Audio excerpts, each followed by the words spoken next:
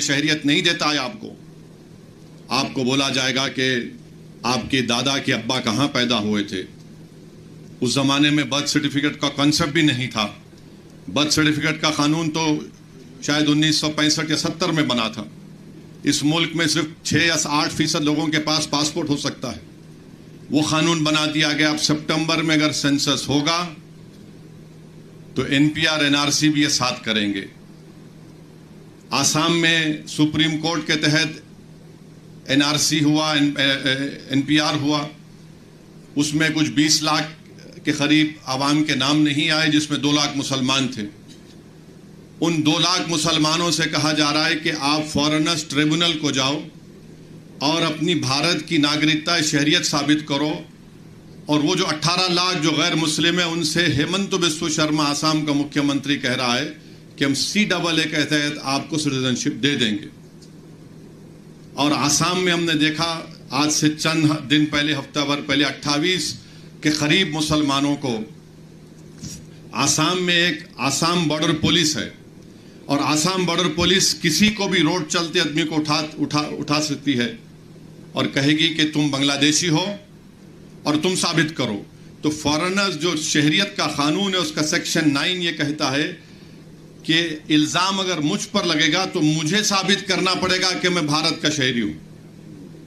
और उसमें तरफे तमाशा ये है कि अगर एक खानदान में 5 लोग हैं तो 4 भारत के नागरिक हैं, 1 भारत का नागरिक नहीं है। 28 लोगों को ले जाकर ट्राइब्यूनल, अच्छा वो ट्राइब्यूनल ऐसा है, वो बिल्कुल आर्बिट्री है। अब 28 लोग अब 2 साल तक मिनिमम जेल में रहेंगे, वहां उसमें रहेंगे। उसके बाद अगर बेल होगी नहीं होगी तो निकलेंगे, वरना उससे पहले बेल। तो ये बताने का मकसद ये कि कानून ये, फिर जहां जहां बीजेपी की सरकार है वहां पर उन्होंने लव जिहाद का कानून बना दिया। जहां जहां बीजेपी की सरकार है वहां पर उन्होंने कह दिया कि हरियाणा में गौ रक्षकों को पैसे दिए जाते, हरियाणा की बीजेपी की सरकार की तरफ से बंदूक के लाइसेंस उनको दिए जाते हैं। इस पस मंजर में आपको वक्फ एक्ट को देखना है। और उत्तराखंड में बीजेपी की सरकार है, वहां पर यूनिफॉर्म सिविल कोड का कानून बनाती है, और वहां पर यह कहा गया कि आप निकाह नहीं कर सकते, स्पेशल मैरिज एक्ट में आप शादी करो। तो निकाह हमारे पास तो शादी निकाह से होती है, गवाह से होती है, मेहर देने से होती है, मगर उत्तराखंड में कुछ और बना दिया गया। तो इस पस मंजर में हमको ये देखना है कि बीजेपी इस मुल्क को एक हिंदू राष्ट्र बनाना चाहती है। बीजेपी सिर्फ मुसलमानों को ही निशाना बना रही है।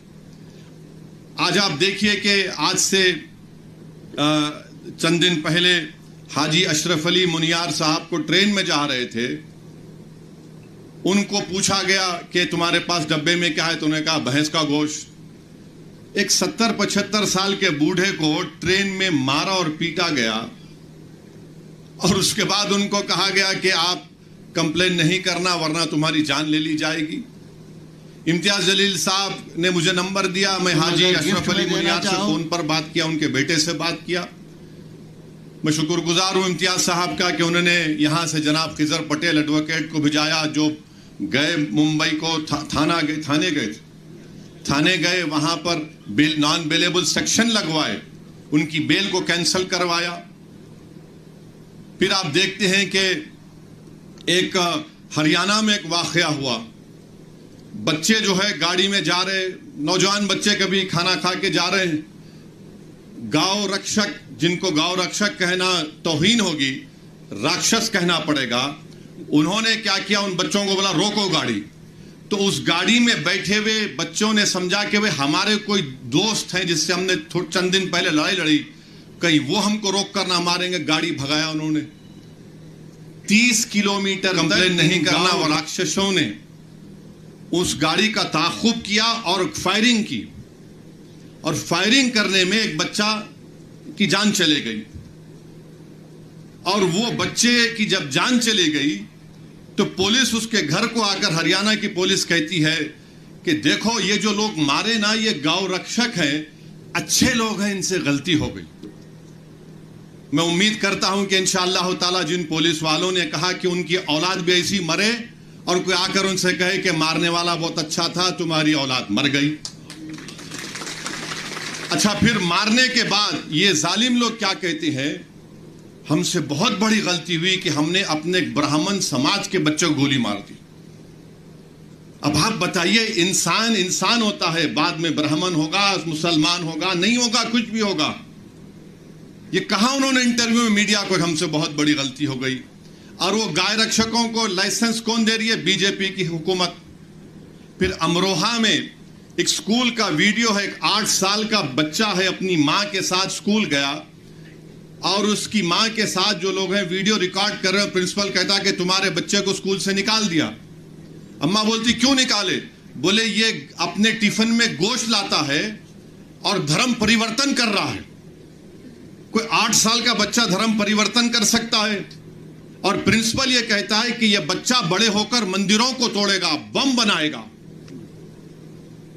अच्छा, अब तक उस प्रिंसिपल के खिलाफ कोई एफआईआर दर्ज नहीं हुआ, कोई एफआईआर दर्ज नहीं हुआ उसके खिलाफ। अब मुझे कल मालूम हुआ हमारे अमरोहा के मंजलिस के यूनिट से, शमीम साहब से, कि इंक्वायरी ये कहा गया कि नहीं, ये तो झगड़ा था फीस का।